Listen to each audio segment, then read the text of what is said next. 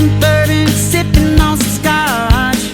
We get a little wild, but it's sure fun to watch. We love what we do, we're drinking every brew. Man, we talk some shit, but we're telling the truth. Yeah, we're the Scotchy Bourbon Boys, raisins in hell and making some noise. Yeah, we're the Scotchy Bourbon Boys. We're here to have fun and we hope you enjoy. We're here to have fun, yeah.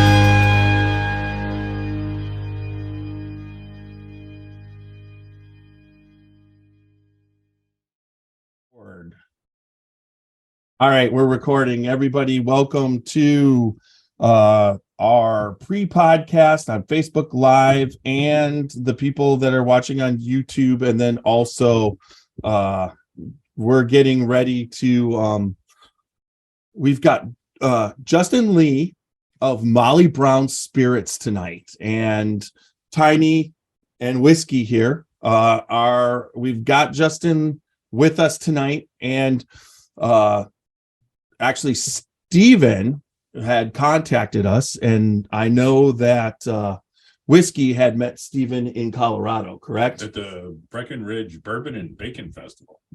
Oh, yeah. What could go wrong with that picture? Huh? I mean, come on, I was a fat guy like me, bourbon and bacon. Yeah, and then what's really kind of cool is that once we kind of talked to Steve, you guys were busy and things were going and whatever, but eventually he sent us up these 3 samples. You guys got these samples in, and what I like to do now, Whiskey here has not tasted the samples from the bottles, but I was able to, it was a week from last Saturday, I basically will go just get all my samples that I've got in coming up for future podcasts and just open the bottle. I don't like to have surprises, kind of, I want to know what I'm going to say. I want to have some tasting notes, and I like to do it early because we are not a negative podcast. It's not like we're here to go, everybody can taste and like what they want. There's no doubt about it. But if there's something that we find, and every once in a while we do, not that we found anything with Molly Brown products, anything like that. But I would talk to the distiller and say, well, I would let you know ahead of time that it's something that I don't like, and how do you want me to handle that? I am notoriously hard on rye whiskey because my palate doesn't tolerate certain ryes. So I'm not telling everybody on the planet that they can't like rye whiskey. It's just my mind. And usually if I don't like something, someone else on the podcast does like it. So we've had that before. So, but overall, that wasn't the case with what you sent up. I got to taste them. I was very happy. We're going to taste through now, after them being open for a little bit. You didn't teabag any of these, right? Yeah, I did actually. Yeah, there you go. But that was in a different bottle. Don't worry. I was just using this is pure. Okay. I wouldn't do this to Justin. I wouldn't do anything like that, right? So just for the pre-podcast, give us a little background on how you ended up doing what you're doing in Denver, Colorado. Sure. I mean, it's kind of a long road, but I started making bourbon way back when I was in undergrad at Mississippi State, out of my dorm room, and I moved out here to Colorado in 2000 to go to grad school, and my hobby just kind of grew the whole time that I was in grad school. And eventually I went and worked to the National Renewable Energy Laboratory. And one day, stars aligned, and I quit my job back in 2011. had a partner, and we founded J&L Distilling Company out of Boulder, and we make clear spirits there, vodka, gin, and an herbal liqueur. And it was a 50-50 partnership, and those things rarely work out well. So we say we had creative differences and decided to part our ways. But while I was there, Steve, who you guys mentioned, was he started out as a volunteer at J&L, and he was actually spending a lot more time at the distillery than my actual partner was.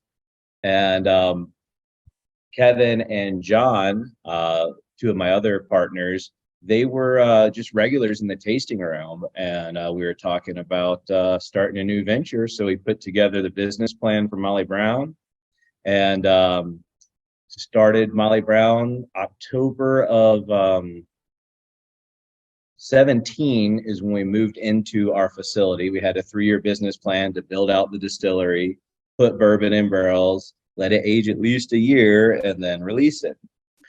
Well, we put our first bourbon in barrels in April of 19. So 1 year later, April of 20, the world is falling apart. So we had a 3-year business plan, opened right into a global pandemic. What fun. Oh, yes. I mean, the great thing about bourbon is that it only gets better the longer you age it. So at least the product's not being ruined by sitting around. But, you know, when you fund a business and expect cash to start rolling in after 3 years and it's not, you got to scramble a little bit. Yeah. Well, I found so that's a great story, but it is unique to a lot of distillers, master distillers. I would say that Yeah, most of them didn't start bootlegging in their college. no, they do actually. You believe it? Freddie, no, he basically was at college when he went to college. He was making spirits, and then there's more that also I believe Royce Neely also was making spirits when he was going to college. So yeah, it's a good what would you say, you got to take over. But now I found usually when you start to do it, somebody else was doing it, and you kind of gotta get in on that level. Usually when you start off when you're a freshman and you're distilling, and then all of a sudden the senior's kind of pissed off that you're going in on his market, right? But it depends on what you're making too, because if you make some really good stuff, you're making some damn good moonshine and they're making some sugar water, you know, that's a whole different story too, right? Do you want to do the intro, or do you want to strip that in after? We're going to start the intro in a little bit. We haven't started. Don't fight, guys. It's okay. I don't really fight. No, I really think this is really good material. I might put this part on the special for all the subscribers. This, you know, the paid subscribers get some extra content, because that was some good stuff right there. So did you find when you were distilling at college that you had that kind of a thing, or did you just start doing it and your friends wanted it? Yeah, you know, I was definitely not selling product at all. It was just more of a myself and my friends. I've always been a do-it-yourself kind of person. Gesundheit. And when I started drinking bourbon, that was one of the things I wanted to do myself. So started making it and shared it with a few folks, and then it just grew from there. Okay, so that's awesome. It's just like a couple guys were telling me the story, like that it was just how they distributed it. They weren't distributing it widely, but there was a certain amount of people that once they started tasting it, everybody wanted it. So they'd come to the dorm room and the jars would get larger. Mm-hmm. Yeah. That's fantastic. Yeah. So anyway, but I've heard that college, it seems like the generation that you're a part of that was the key to go to college and distill there and learn all about the spirits industry. Sure. And I'm a chemical engineer, so everything that happens in a distillery, that's all chemical engineering. You know, people often are like, did you go to school to be a distiller? And not really, but everything that I went to school for applies directly to distilling. Yeah, I mean, if you're a chemical engineer, you're basically, it's just a branch of it. You might not have went directly for school for distilling, but like you said, distilling is chemical engineering, and 100. basically even maturation, it's like Yes. what you put in actually changes chemically of what comes out because of the interaction of that with, I mean, it's such a it peaks out at nerdy levels of insanity, right? When you're talking about the chemicals and what they do and exactly, and trying to understand how many components are involved and why one barrel tastes different than the other when they both started out as the exact same composition. But I think you understanding that really has to be a plus. I mean, I think it's Connor O'Driscoll of that's at Heaven Hill now. He started in a chemical, he came over and was working for a chemical plant, and then eventually worked his way into Woodford Reserve, and then eventually over to Heaven Hill. So I mean, that's just kind of like the same kind of thing, you understanding the process. I mean, there's a whole other aspect, you understanding a working plant and then all the problems that go with that. And then that part of the setting it up, and that's engineering, but then executing and dealing with everything, then that gets into what would you say, manufacturing kind of thing. So you just have all the different levels. That's one of the things I find so fascinating with distilling. So you ready to go? You ready to start? Let's do this. All right. So we are.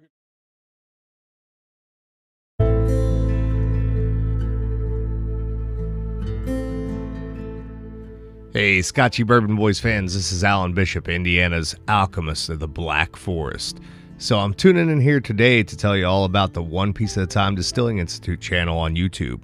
If you're at all interested in the art of distilling, whether it be home distilling or professional distilling, and the intense geekery that goes into that process, then check out the One Piece at a Time Distilling Institute on YouTube. I promise you're going to learn something you didn't know before about the arts.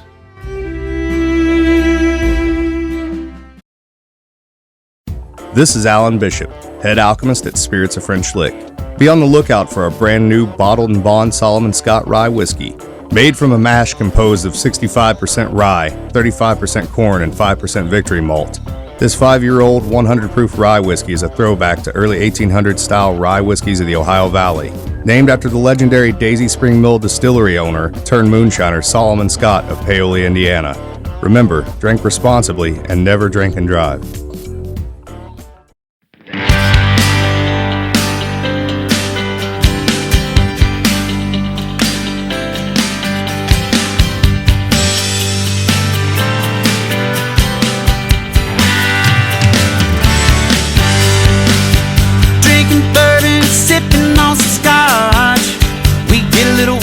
It's sure fun to watch.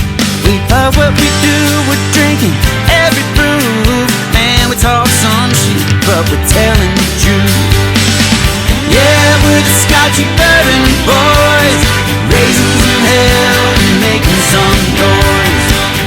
Yeah, we're the Scotchy Bourbon Boys. We're here to have fun and we hope you enjoy. We're here to have fun.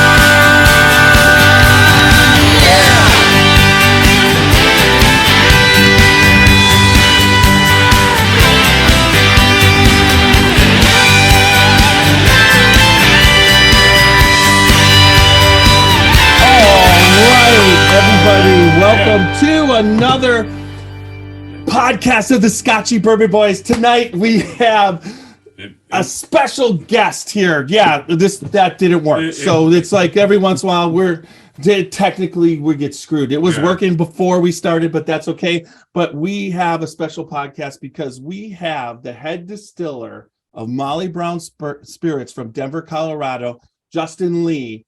Welcome, Justin. What's going on, guys? Oh, at least that's working, right? There we go. So I am Tiny. This is Whiskey. We are psyched tonight because we're going to find out everything about Molly Brown Spirits. If you've never heard of it before, you're going to hear about it tonight. If you've heard about it, I'm sure you've tasted it, and you're going to get to know a lot about what they're doing there out in Colorado. But we are the Scotchy Bourbon Boys, www.scotchybourbonboys.com for everything Scotchy Bourbon Boys. Check us out there. We've got our Glencairns, our t-shirts, all for sale. You can get them there, or you can just contact me on Facebook. I'll get you what you need.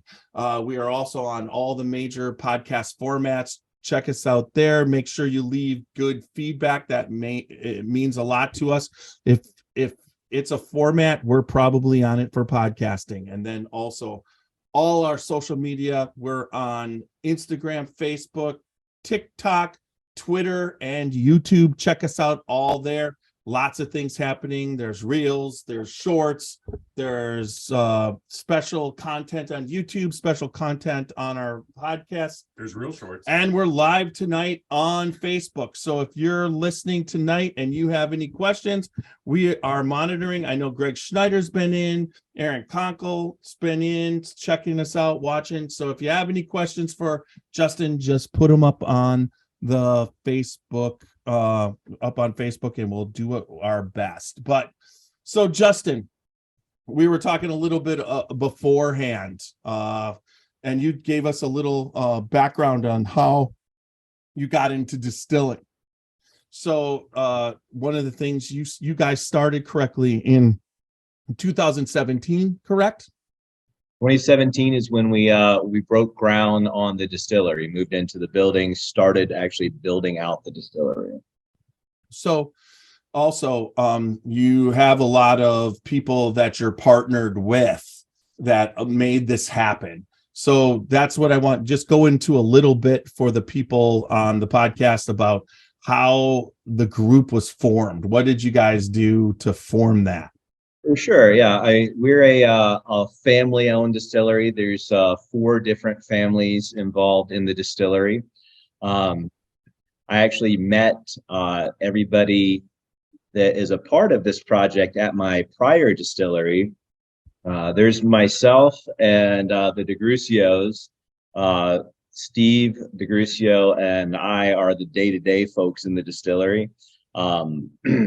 His wife, Chrissy, and my wife, Lauren, they work day jobs so that we can come and make bourbon. So they're kind of the real heroes here.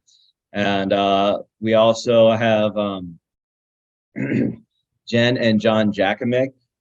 They were regulars at the tasting room at my other distillery, as well as Kevin and Brenda Spradling, also regulars at the tasting room. And then there's my father, Mike Lee, that's involved. Well, you said that before about regulars at the tasting room. What does that actually entail to be a distillery's regular at their tasting room? So, John and Kevin and Brenda all worked at a pharmaceutical company that was across the parking lot from our tasting room. So I would see these guys at least once a week, sometimes more than that. Because, in addition to running the distillery, I also manned the bar at the tasting room. So, and that was mostly at lunch, right? Oh, definitely. Well, that's not definitely unless you were in the 80s. Now, if you're in the 80s, that would have been 100%.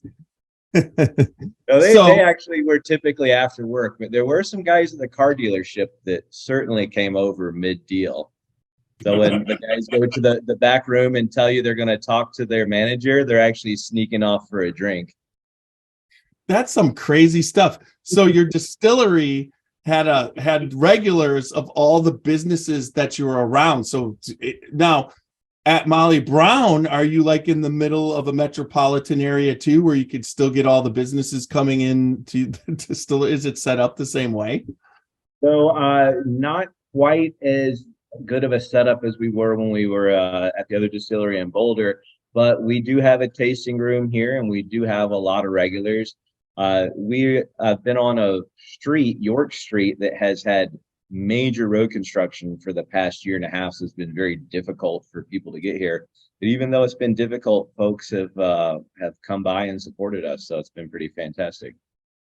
That's awesome. That's how you know you're doing the right thing, when you get people overcoming obstacles to get to your place. Is it getting close to finished? I mean, is the end near? Yeah, it's every time we say it's just going to be another month, it looks like it's 6 more months. But they've opened up both sides of the street, so we have two-way traffic, and the cones are disappearing a little bit at a time. So hopefully by summer, everything will be gone, and we'll actually be able to have a grand opening for our tasting room. Well, that would be spectacular. And then, so you're actually located in Denver, correct? That is our mailing address is Denver. We're in a weird little portion that's kind of North Denver, and there's a couple of other places around us, Thornton, Westminster. The area that we're at is an old farming community known as Welby, is the official census designated area. But we're 10 minutes from downtown Denver. Okay, yeah, definitely. I've been there. So let's get into the spirit aspect of it. So Carl or Whiskey has a couple questions for you. I know that he's been, kind of talked to Stephen about a little bit at the festival, but so just go into what are you distilling on? What's your equipment? Good. So we designed and built all of our own everything in the distillery, but we operate out of our main fermenters, and our stripping still are actually old dairy tanks that came out of Wisconsin. So there's 6,000 gallon dairy tanks. We ferment in a 6,000 gallon tank, and we have a stripping still that we strip our product in out of a 6,000 gallon converted dairy tank. And then we have two 25-foot pack column stills that we do our spirits run on.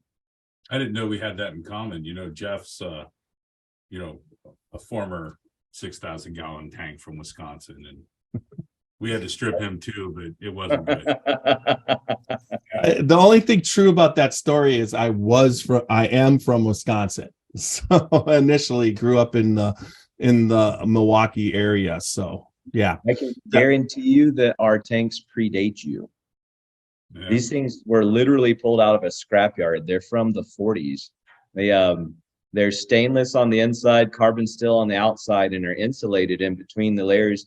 The insulation is actually made out of cork. They're so old. That's pretty cool. How did you stumble upon that? I think initially I got in contact with the guy on eBay for another piece of equipment that I was looking at, and he mentioned that he had some tanks, and so I said, "Well, what do you got?" And wound up dragging 6,000 gallon old dairy tanks out of Wisconsin. So I know one of the cool things that I picked up on kind of the talking with the different distillers over in Colorado is you guys really put a lot of focus on your grains and sourcing. And I know Colorado happens to be one of the places where you can source grain in this country. So, I mean, in your mash bill, I mean, how much is local versus sourced? And I mean, could you talk a little bit about, what's the process? Definitely. So we are 100% Colorado, 100% grain to glass. So we start with whole grain. All of it comes from our farming partners at Olander Farms. That's Todd and Emily. They run root shoot malting. All of our grain, whole grain from up there in Loveland, comes in the back door. We mill it ourselves, cook it, ferment it, distill it on the grain. The whole process. We don't source any spirit, and all the grain comes out of Colorado. Todd and Emily, they grow the corn. They grow the barley. They malt their own barley, and they grow a very specific variety of Colorado rye.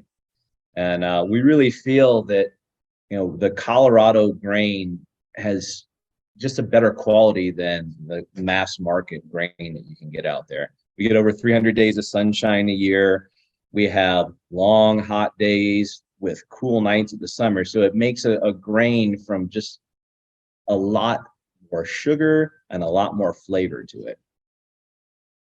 Well, and like you said, most when you're distilling in like Colorado, or you're distilling in Ohio, or you're distilling in Kentucky, or to get the grains locally sourced, it, like you said, is a huge advantage. So, when you're getting it mass sourced and it's being shipped and it's a whole different process. You're talking about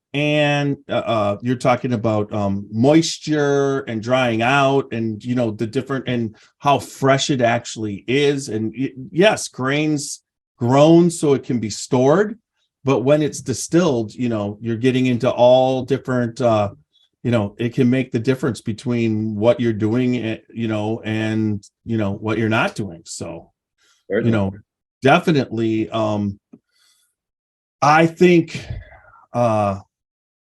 that also that a lot of the distillers over in Scotland and Ireland, and they talk about how important the grain of the area, and they do studies on this, and how important that grain is, and that generation of that grain, and it actually does affect the whiskey that they're making in the different regions. It makes a different tasting flavor. So it just makes sense for why would you go and distill in Colorado and try and make a whiskey that tastes like Kentucky?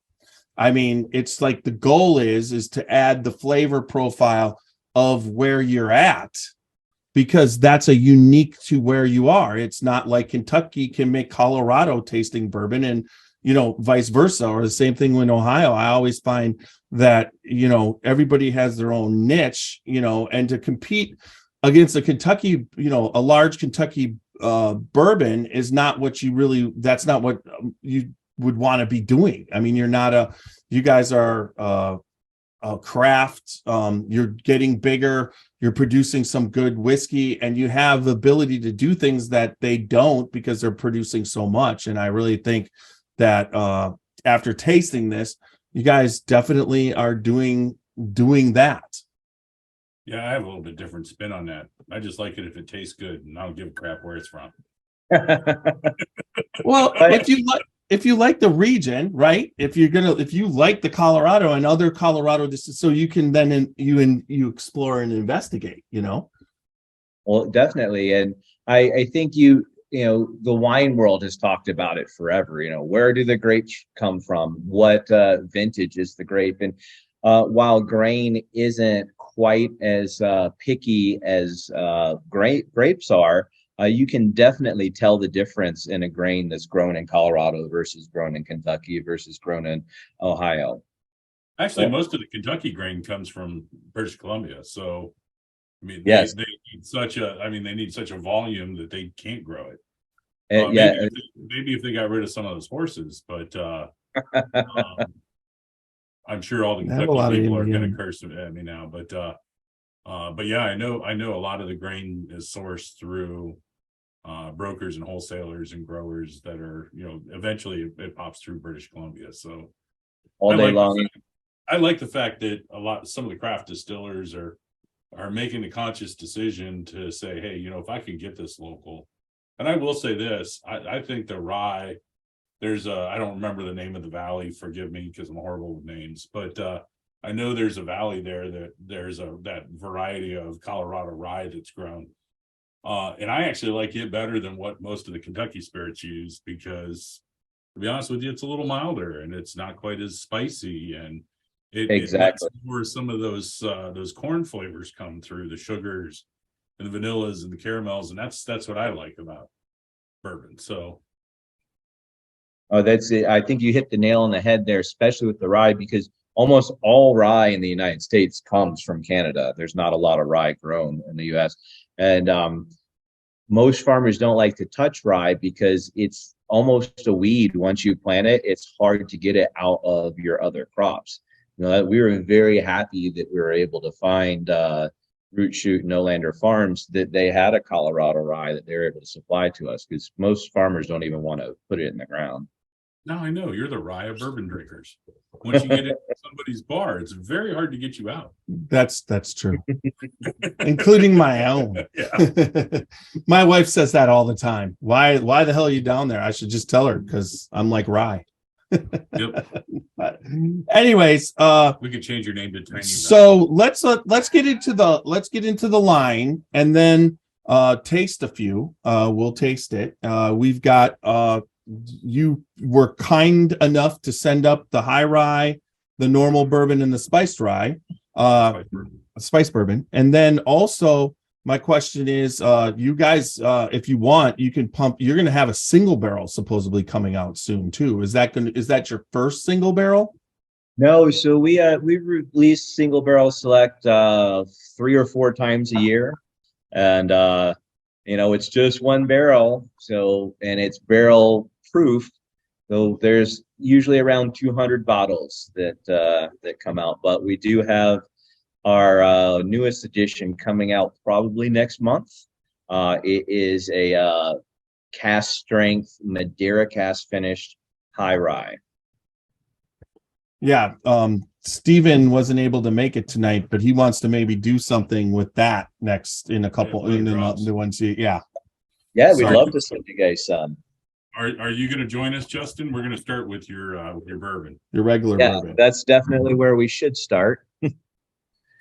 So, do you want to go That's over so the close. pitch?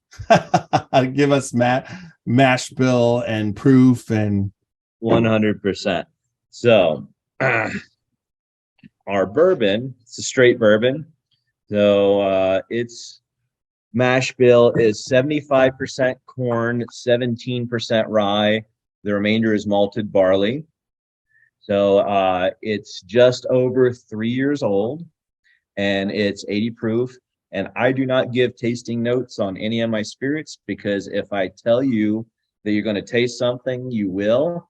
And I just like to hear what you think about it.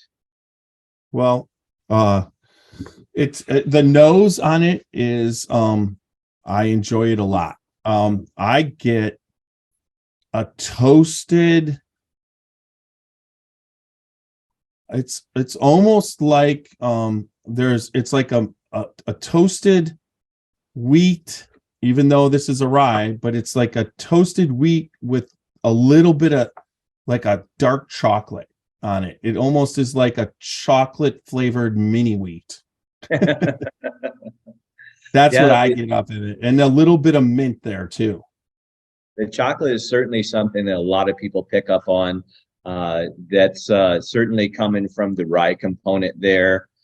And because we strip on a pot still, you get a lot more development of those darker flavors through the Maillard reaction. You're caramelizing a lot more of the sugars in the pot still while you're doing that stripping process.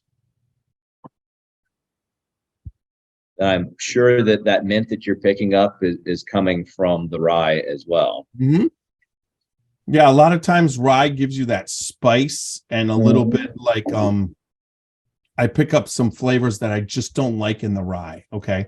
I don't mind, but this is giving me that minty chocolate, which I love in a rye. If I get a mint, and it's all about when the barrel's ready, Right. And so you said this was what proof? This is 80 proof. 80 proof. Okay. I like it. It's got a little bit of a bite, right? Just but it's a real light hug. right. But Not really a hug. It's more like a handhold. but after when I got the bottle, opening it and tasting it, I like how the mouthfeel is for an 80 proof. Yeah, I don't feel like I'm I'm drinking Basil Hayden, which is designed to be, just introductory smooth. This doesn't give you, this gives you, you're drinking some bourbon when you're drinking this. Yeah, I like the sweetness that it carries through. I mean, it hits the palate, it stays on the finish.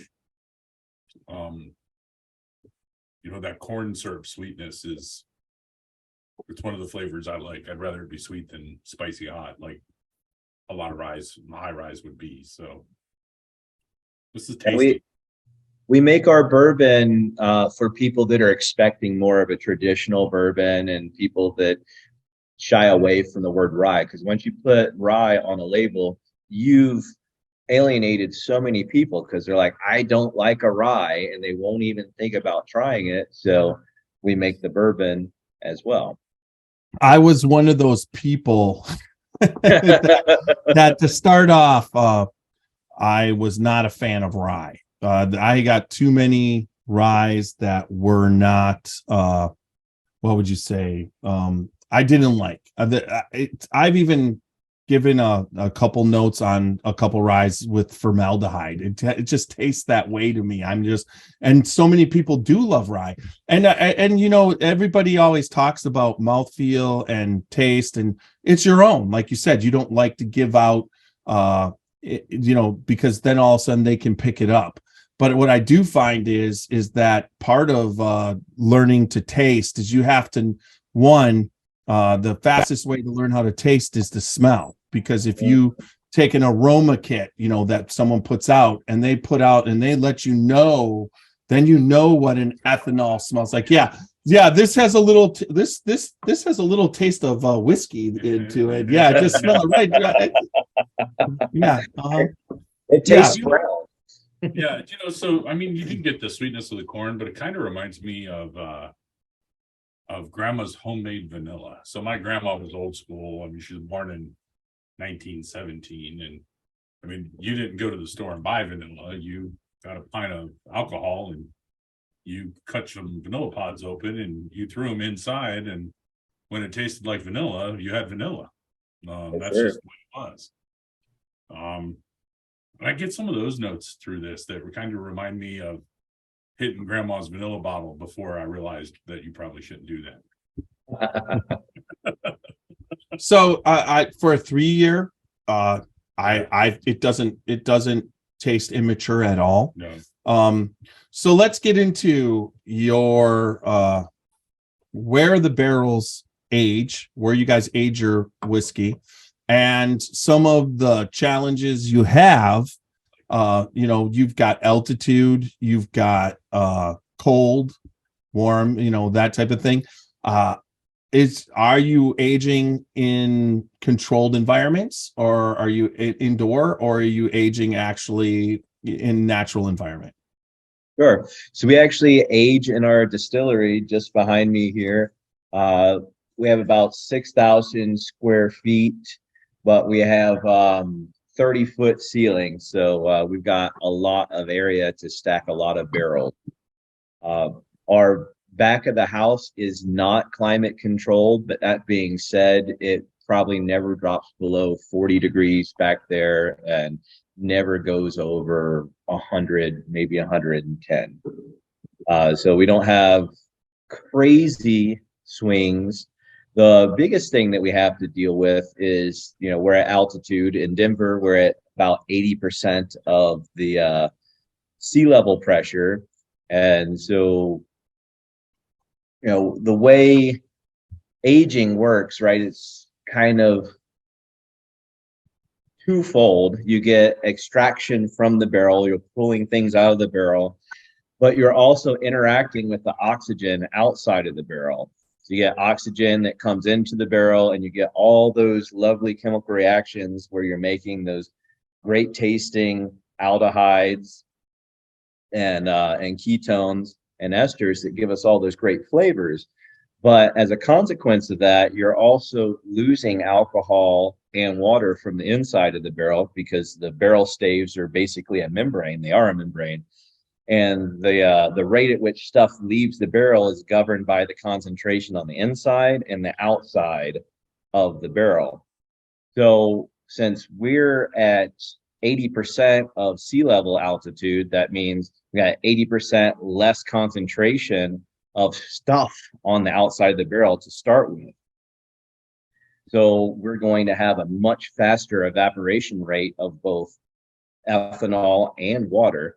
So we have a larger angel share here at altitude than you do at sea level.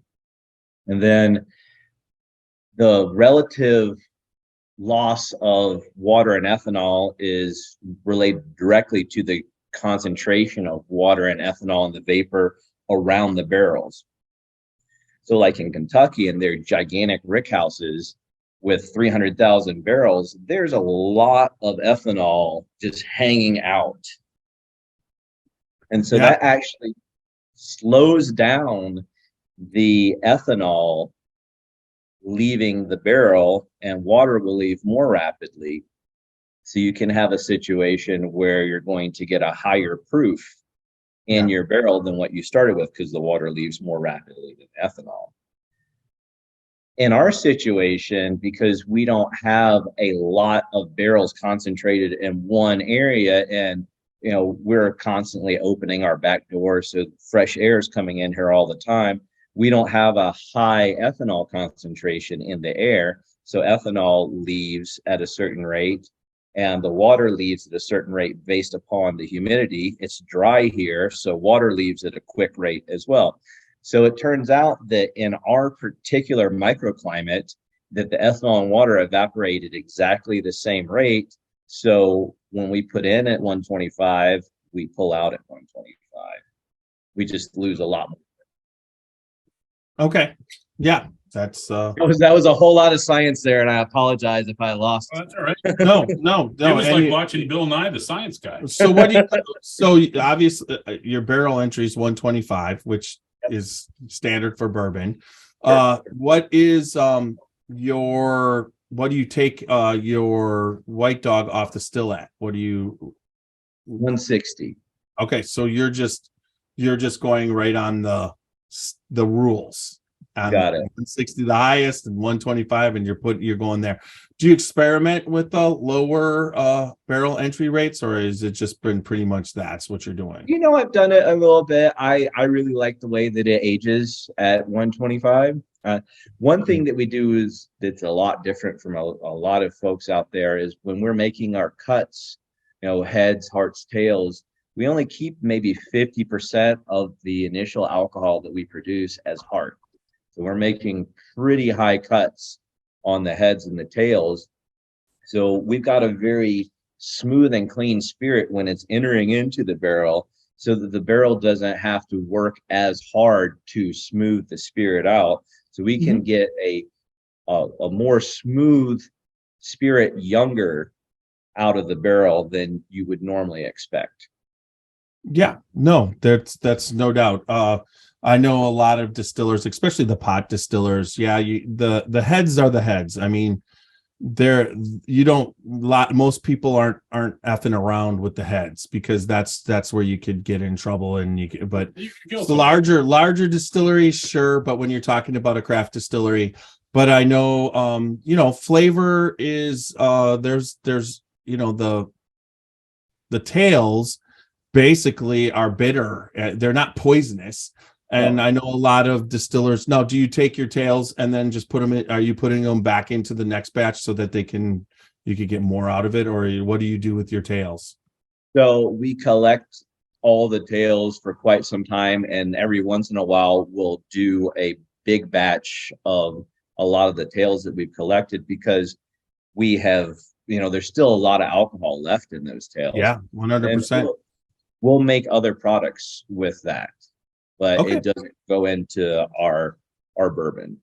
Back into your bourbon. Okay. Yeah. That is commonplace too. So are we getting anybody? Nope. It seems like it's still the same, right? Yeah. All right. So you've covered the maturation, you've covered on off. Well, let's sip on your high rye. Give us bourbon. Yeah, on your high rye bourbon. give us the stats on this one. For sure. So this is the reason why I make bourbon personally. I really like rye and I like bourbons, and high rye bourbons weren't really a thing for a long time. So I came up with this particular mash bill. It's 51% corn, bare minimum to make bourbon, 35% rye. But then we hit it with a pretty high amount of malted barley. Everything else is malted barley. So that barley is going to really come through, and the rye is going to come through on that. And this is at 90 proof, because I think that ryes drink better, or rye flavors drink better at higher proof. Jeff thinks everything drinks better at higher proof. That's I like high proofs, but I pretty much like all whiskey. I mean, Except for so for me, where on the nose where I was picking up the toasted, I'm picking up on what some of the aspect of the high rye, which adds some sweetness to it, but I'm picking up the barley in the fact that, like a single malt, you pick up a little bit of fruitiness. Like I'm getting a little bit of actually like a Macintosh apple, not a green apple, but you get that little bit of apple in there. Now, underlying there, I'm still picking up some of the chocolate notes that I was getting, but the toasted aspect of it, that like toasted burnt kind of chocolate, is gone, but there's still a little bit of that. So then when you taste it on the tongue, I get honey, like a straight up smooth honey in the front. And then I get a little bit of that apple as it goes to the back palate, and then start to pick up on that finish a little bit of the chocolate. But it's more like chocolate. So I mean, that's what I'm getting on it, and it's very enjoyable. I mean, for a high rye, there's no rye negativity involved for this high rye bourbon. You know what I mean? It's bourbon. Yeah, it's not a punch in the tongue. You know what I mean? It doesn't have that typical rye where, some ryes, especially when they're proofed up, you'll still get, I mean, even at my size, you'll still get the whole, I do that on occasion. This is very smooth. You still get the sugariness from your process and your grain. I do get a little more spiciness to it, your traditional spiciness. But yeah, no, there's no mouth punch here. Finish is a little longer, I think, here, a little sweeter. Which I just, it's damn fine. It's good whiskey. Yeah. Thank you. Yeah, that's that Colorado rye in action. Whereas with that Canadian rye, you get that big black pepper flavor that, that people that don't like rye, they're really off put. There's like that burn that you get from the rye, and we don't see that with the Colorado rye. So now that we've tasted it and talked about it a little bit, some things that people will pick up on is they pick up on some more subtle spices, like some cinnamon. I often hear people throw out there, sometimes clove. People talk about like the Christmas spices that they taste in the background there. Mulling spices. Exactly. Yeah. I could say that I will give you that the clove aspect, if you really want to come down to it right now, there's a little bit of that. But not, if you've ever had clove, dealt with clove, like for a toothache or whatever, I mean, sometimes there's a bitterness, and there's no bitterness, but I can see that little bit of the spices on the finish that you're talking about. After you get through the apple finishes off on the front part, then it goes to that little chocolate. But right now, what's left is at like what would be left if you were making wassail, and you took the little wassail spikes pack out and you smelled that. That's kind of what's left. So yeah, it's more on the tip of the nose rather than on the tongue. It's not those heavy flavors, just the lighter components. Absolutely. Yep. Another great drink. Now talk about your bottle. I love your bottle. So it's a decanter shape right there. Yes. So easily you could take the label off and reuse this as a decanter. There's no doubt about that. But you got the really cool pictures on the back, embossed into the glass. Talk about how that came about, because it's pretty unique. It's unique in its own way. I mean, yes, I've seen embossed glass, with other distilleries have done it, but it's very subtle. I mean, it's just kind of like, it's almost like if you weren't paying attention, you would have thought that some ran over and you looked at it, that kind of thing. But then when you really look at it, it's just really kind of a cool thing. Well, thank you. Yeah, that's actually kind of our ethos and things. And the way that we arrived at the bottle, I think you've got, it's hard for me to see on the screen, but you may have our old bottles in there as well. All of your bottles aren't embossed, correct? But yeah, I see that you have the one. But our initial bottles were not embossed. We were like the spice one. The spice right. one is embossed. Yep. Okay. So no, that's the high ride. Okay. We were searching for a bottle that was out of the ordinary, that nobody was using. We definitely wanted square, and we wanted something that would cause you to pause a little bit when you looked at it. And then if you look at our labels, they're very clean. There's not a lot of writing anywhere on there. It gives your eye a place to rest. And we just wanted something that says, hey, this is Molly Brown, but doesn't scream at you. So when we ran out of our initial order of bottles, we tried to order some more, and they said we don't have them anymore. So we actually had to have a mold made if we want to continue to use the bottles that we have. And since we were getting a mold made, we said, well, let's add some customization to it. And that's why we got the Molly Brown embossed on the front. And then we call that the tall Molly on the back. So that is actually the silhouette of the standing Molly Brown that is part of our branding. And again, we wanted to be subtle. We wanted to be there, but not overwhelming.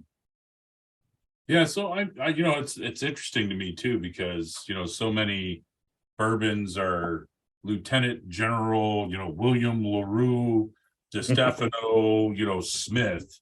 And you guys picked Molly Brown. I mean, when you guys sat down to pick a name, what made Molly Brown pop into your head? That's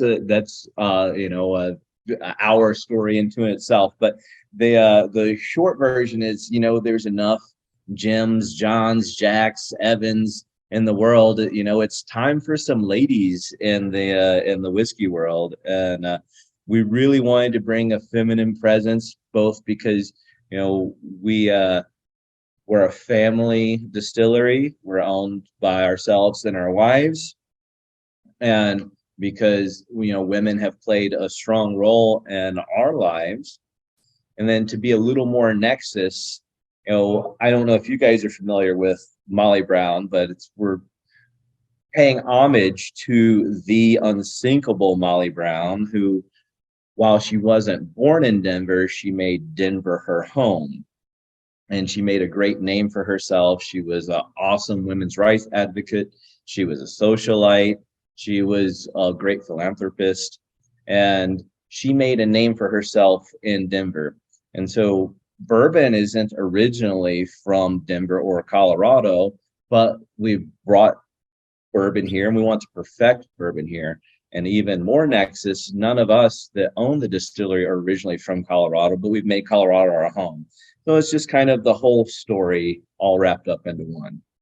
Yeah, the first time I saw the logo out in Breckenridge, I thought it was uncanny how much it looked like Jeff before the surgery. All I could say is I'm for bourbon rights. That's for sure. Equal distribution for bourbon amongst all.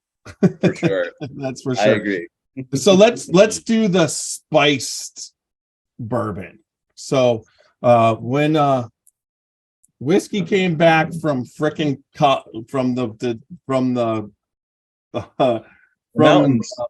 yes, when he came back from the show, I swear to God, he talked about the spiced bourbon for at least a month.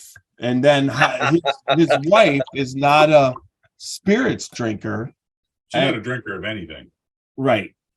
But she's not a drinker of anything, but out of she goes with him to all the different distilleries, and she goes with and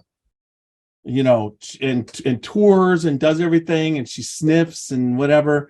But this was the first ever whiskey that she actually liked and drank.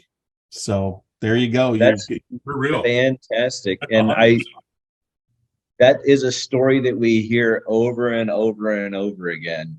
The spice bourbon, it's not actually a bourbon, right? Because if you add anything other than water to bourbon, it's no longer a bourbon.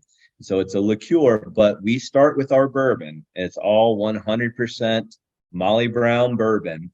And then we add all whole spices, no extracts, no artificial colors, no artificial flavors. It's got cinnamon, it's got vanilla, it's got cloves, and then just a little bit of sweetness to it. But it's 90 proof. It's not a typical liqueur that comes in at 30, 35 proof. So it's still got some oomph behind it.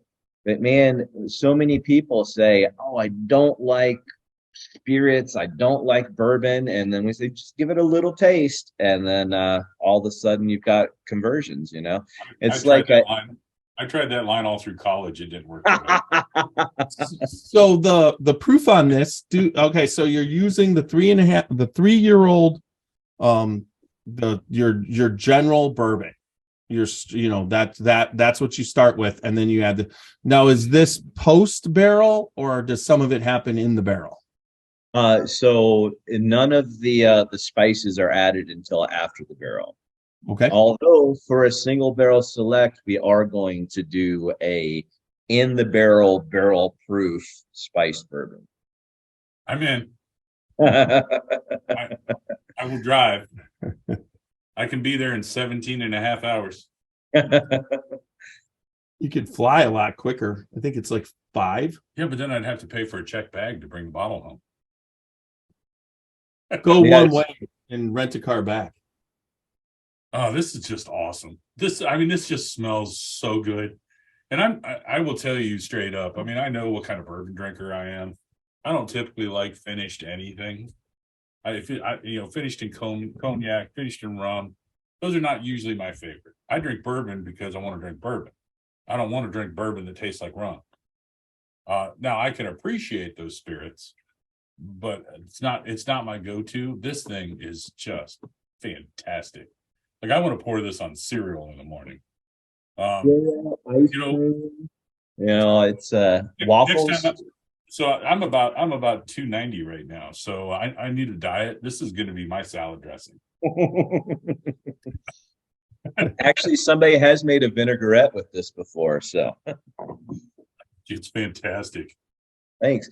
Yeah, so the recipe behind spiced bourbon actually started about when I was in grad school, and I really wanted to make something that was Jaeger-esque but was pleasant to drink. And that was the genesis behind the spiced bourbon. And I started making it with my first ever batch of spiced bourbon wasn't bourbon, but it was made with somebody had an old Coors keg that was mostly full, but it was skunked. So I distilled that and took the neutral of that and then made the recipe for spiced bourbon. Yeah, this to me is like drinking a big old glass of warm apple cider with a cinnamon stick in it, on a cold night by the fire, looking out at the window going, damn, them people are damn cold out there. What kind of morons are them?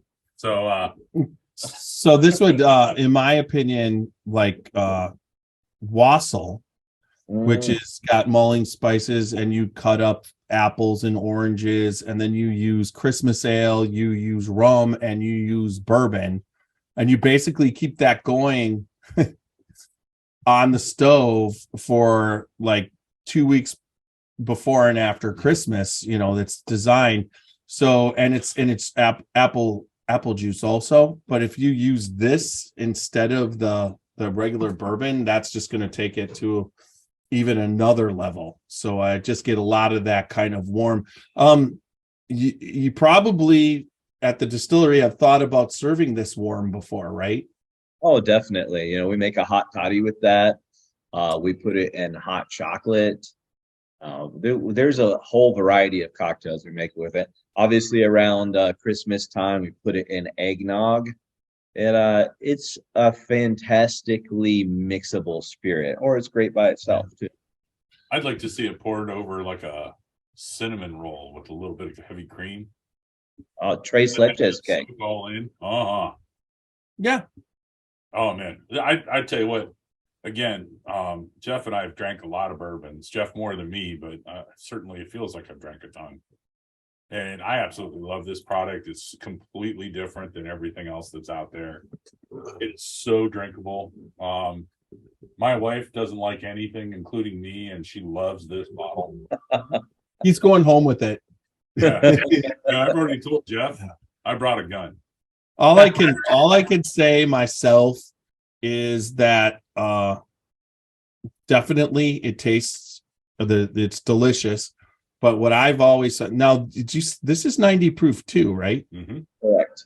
Yeah. So my issue with this would be that anytime you have a certain amount of sugar, that cinnamon delivery system of a higher, a higher proof spirit, that's where I get in trouble. It's so easy to get in trouble. Yeah. I think you could get hammered. So on this you can't look at this like, oh, it's a couple pours of, and it's just 90 proof bourbon. It's not. You add in that sugar delivery system, and it's gonna go. It goes south fast. So Justin, I know you're the master distiller and not the marketing guy. But so Molly Brown, what states are you distributing in now? So physically, we're only distributed in Colorado, but online we can deliver, and we don't do the delivery, but we have a partner, and we can deliver to most states except for Alabama, Alaska, Arkansas, so all the A states, Hawaii, Oklahoma, Mississippi, Michigan, Tennessee, and Utah. Those states are dead to us. Yeah. So on your website, yes, it says those are the ones that you can ship to. Our products go to all US look states at that. except. Yeah, those. Can be shipped to all US except for Alabama. Okay, so you're right. I just look at our products can be shipped, and then I stop reading. You know what I mean? That's my problem. After word number 4, he loses interest. Yeah. We should look at having that worded better, right? And you know what? It's not all the A states, because you can ship to Arizona. Oh, we can do Arizona. Yep. Yeah, see, this is where he comes in. This is where I just hit him upside the head. Boom. Massive it's brain. good for marketing, but not good to call you out. Massive brain. We can ship to Ohio. You can. And you will. And then price point wise, so I mean, where do the bottles do you typically land MSRP? I know it'll be a little different in different states. Well, Colorado is the only state you're in, so. Yeah, so I mean, it's a little more pricey when you're ordering it online because they have to factor in their profits and all that stuff. But if you come to Colorado and you buy it in Colorado, you will be between $50 and $55 for our standard bourbon and our high rye bourbon, and then $55 to $60 for the spice bourbon, and the single barrel select is usually around $80. Yeah, I got it. So not having tried the single barrel select, but for these 3 bottles, I think the value is definitely there. I mean, there's so many people that are pushing the envelope with 70, 80, 90. I won't mention anything that might be named after a golf course in Georgia. They're really pushing the envelope of what the price of a bottle is, because the barrels that they're buying from sources have gone up so much. It's really tough to get that proper price point, because inevitably, unless you are looking for a small batch or a local spirit, you're competing against the big guys where they've owned their distilleries for over 100 years. They don't have rent payments to make, and they can buy grain for a third of the price that we're paying it for, and they have their own electric generation plants. So we can never compete with those guys on prices. But we don't want to be astronomical in our prices either. But sourcing grain locally is expensive, and running a small operation is very expensive. We try and have the best prices that we can on our products. I tell you, a $50 price point, I think these are phenomenal.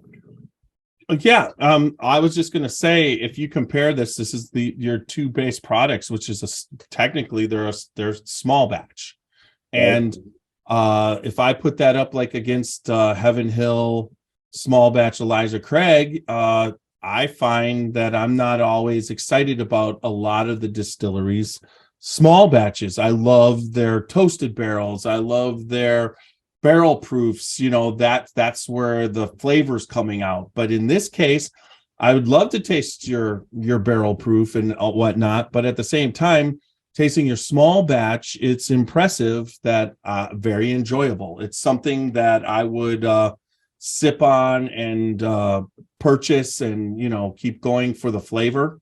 It's not like I'm looking for more of what you're producing. I would definitely love to taste your single barrel selects and your barrel strengths, but at the same time, what you're putting out there is a good quality product. And I would have to say, initially, when I've had a good amount of Colorado bourbon right now, and I wasn't sure what to expect, but I was pleasantly surprised. It's very good bourbon whiskey. Very good. Thank you very much. We appreciate that. It's always a gamble when you try a new distillery that you've never heard of.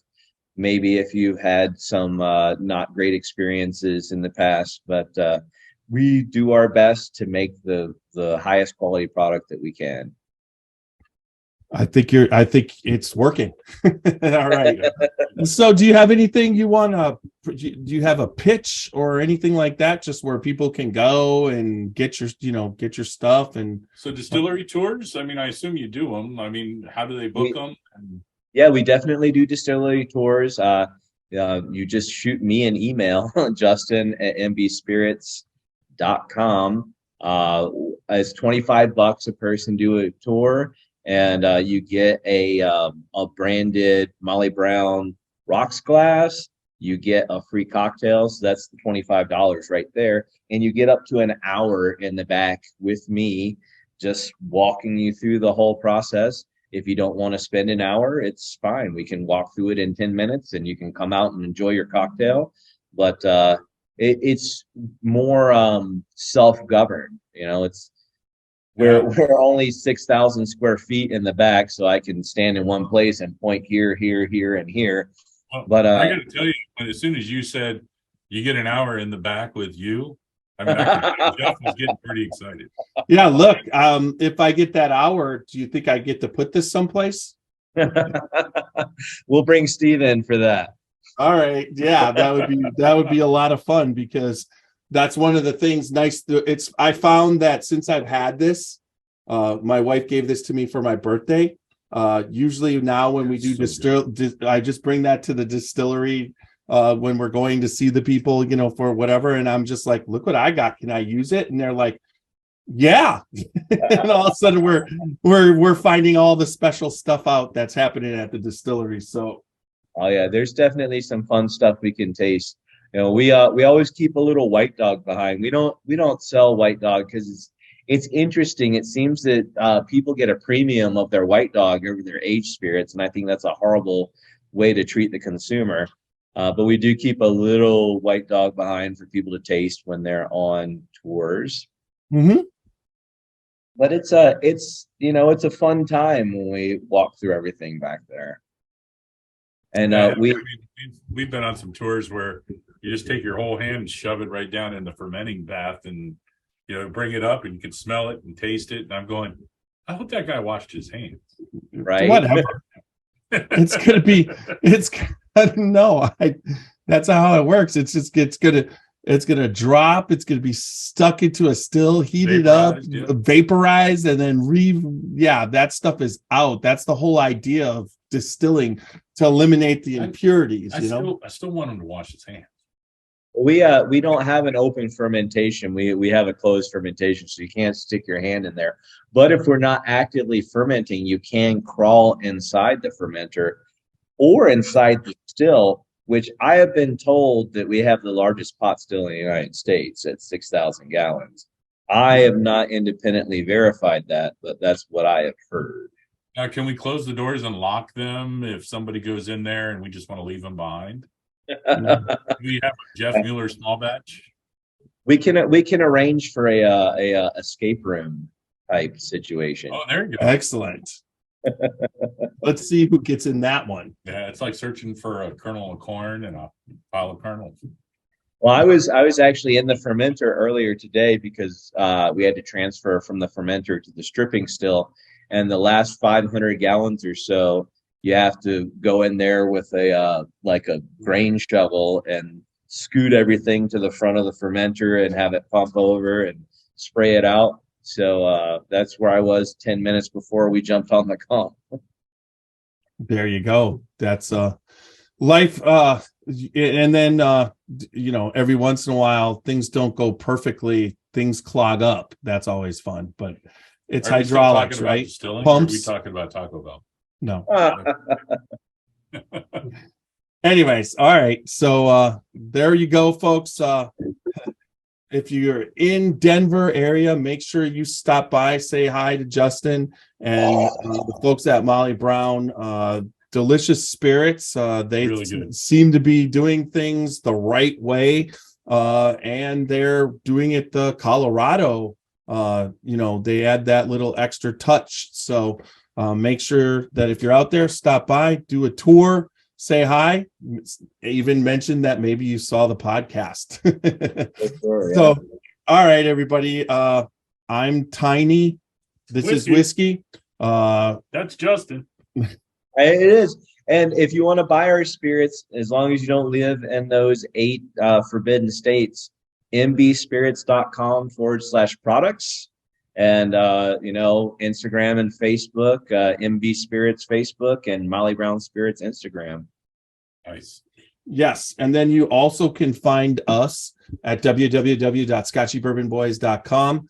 And then also remember, we're on all social media, Facebook, TikTok, Instagram, Twitter, YouTube, and all the major podcast formats. So everybody remember, good bourbon equals good times, good friends, and make sure you go out and live your life dangerously. So little Steve-O's going to take us out.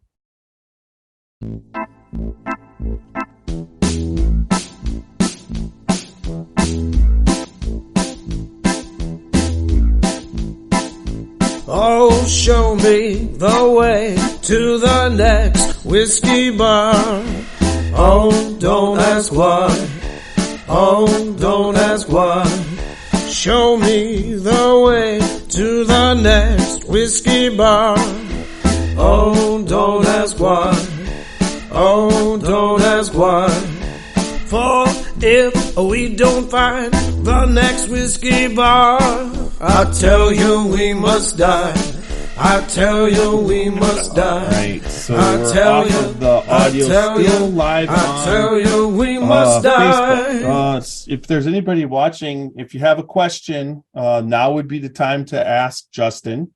But I don't know if we had a good amount of people go through and up and down from time to time. So it was definitely, and then it'll be posted to a lot of groups. So they usually don't all watch it live, but they'll comment and go throughout. So if I have anything, I'll email you if they have a question I can't answer. Very cool. So do you have anything left for Justin? Because I'm going to just appreciate you making time for us. I know this was started right in the middle of the supper time for you guys because I don't eat. Man, boy, do I. That's why I've got all these chins up here. Hey, bourbon makes everything better. It does. It does. All right. I don't know if Steve sent you some of those stickers, but If not, we'll make sure you I think he did send me up some. No, he did No. not. He did not send me those. You definitely didn't get those. all right. When we send out the single barrel select, we'll get it to you. It's awesome. All right. So I'm building there. Are you saving? Yeah, I'm saving now. And I'm gonna stop the recording.